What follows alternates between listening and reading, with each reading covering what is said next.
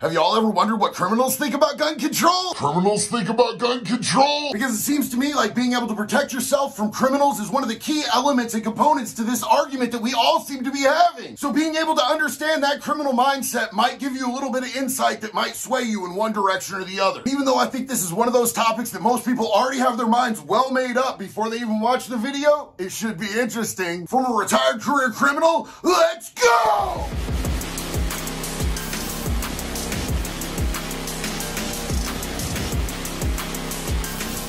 If it's your first time watching one of my full-length videos, hi, my name is JD and I'm a recovery coach, peer support recovery specialist, and a smart recovery facilitator. I use my past experience as a criminal and a drug addict to be able to help other people get out of that lifestyle. So first off, please understand that I am no longer a criminal. I did my crimes, I did my time, I changed my life, and now I'm a positive part of my community. Today I'm going to talk about this gun control issue from both sides. And I'm not going to get into the political party angle of it because I don't care. I'm not a part of either political party. I'm an American citizen, and the American citizens are who I care about. I love my people, I love my community, I love my country, and I hate our government. That's all. Also understand that at this point, I don't have a uniquely vested interest in it either way. I lost my gun rights over 20 years ago. And that was for a non-violent felony. It was for a simple possession of a substance. I had never committed an actual real crime at that point in time. The only thing that I had going on was a medical issue with substance use. But it branded me a felon for the rest of my life, taking away a lot of my rights and making my life a lot harder to navigate. My views on that are a whole different video, y'all. We'll get there. But the safety of the community is of the utmost importance to me, as is the right to protect yourself, your family, and your home. And I know that this is a really polarized topic. People tend to have a staunch opinion on one side or the other about it,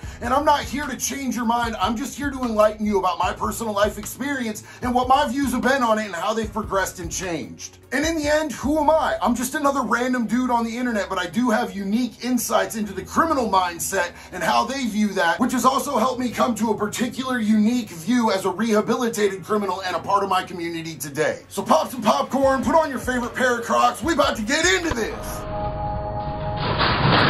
Before we start today, I'd like to take a second to thank our sponsors, Convict Clothing.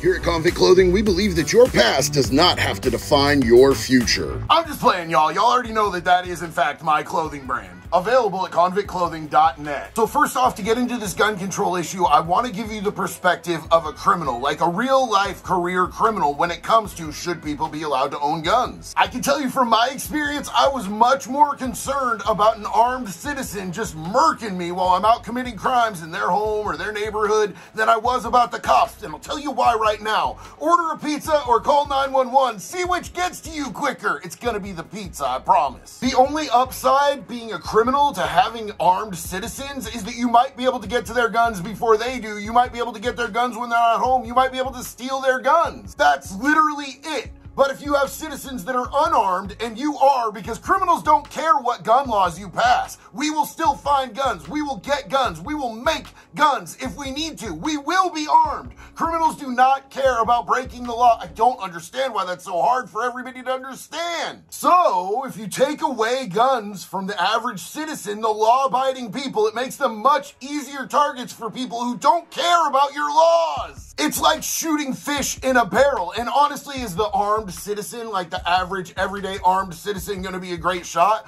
Probably not. Do a lot of criminals go out and actually practice and use proper gun procedures?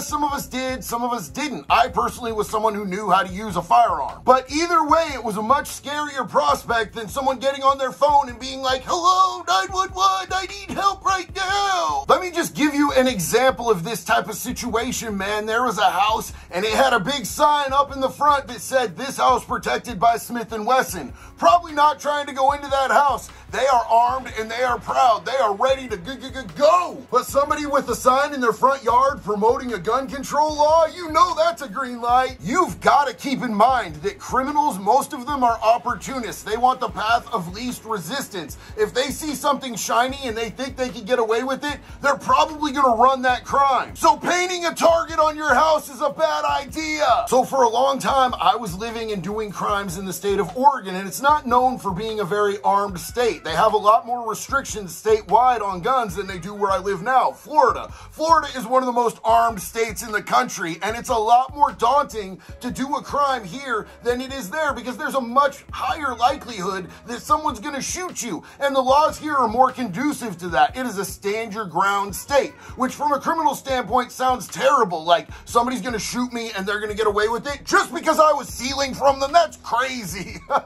That's literally the mindset of a criminal right there. They do not want to deal with possibly getting shot, so having a gun, yeah, it's kind of a no-brainer, right? Criminals love gun control laws. Bottom line, they want unarmed victims. That's just how it is. That's how things go. I used to be in full support. Take everybody's guns. I mean, I'm still gonna have them, but y'all won't, and that's gonna make my job a lot easier. And like I said at the beginning of the video, I don't have gun rights, but I could still go up the street 2 blocks and get one that way, 2 blocks and get one that way. I'd have to drive across the town to get automatic weapons, but I know exactly where to get them, and I haven't done a crime or done a drug in over 3.5 years, but I still know where to get them. It's not hard. They're easy. They're on every street corner. If you know anyone and you know where to look, you can absolutely get plugged in with whatever you're looking for. I haven't had my gun rights in over 20 years, but I still caught a felon in possession of a firearm charge because I often carried them. And now, today, the person that I am a rehabilitated citizen. I don't want to see anybody getting victimized. I don't want to see my community getting done dirty by criminals,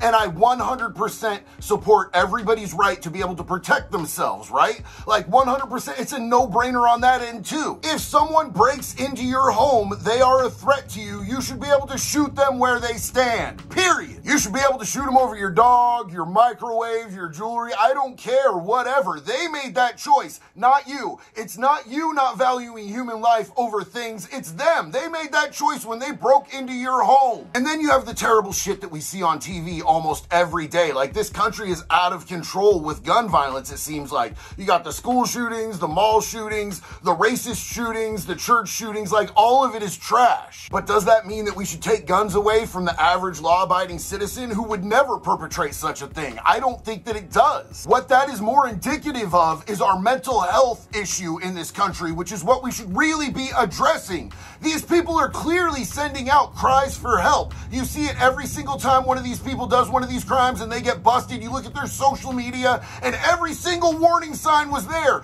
Their neighbors called, their parents called, their best friend called, but there were no services available to try to shut this down before it got to violence. That's where the failure is in this country. We do not value mental health. We do not help people get the services that they need. And I sound like a socialist right now. I don't care. There are other countries where guns are just categorically illegal for citizens to have, and they have stabbing problems. They have bludgeoning problems. There is not going to be a simple solution to violence just by taking people's guns away. But what they still have in those countries is armed criminals, criminals with guns. So in my opinion, with somebody who's been a career criminal, a drug addict, and has severe mental health issues, I think that it's a mental health problem. Like, hands down, I don't see how this isn't well known. Because your average, law-abiding, gun-carrying citizen is never gonna think to go into a school and start blasting kids, bro. And these whack jobs aren't running up on police stations where everybody's armed. These whack jobs aren't running up on military bases where they know they're gonna get murked.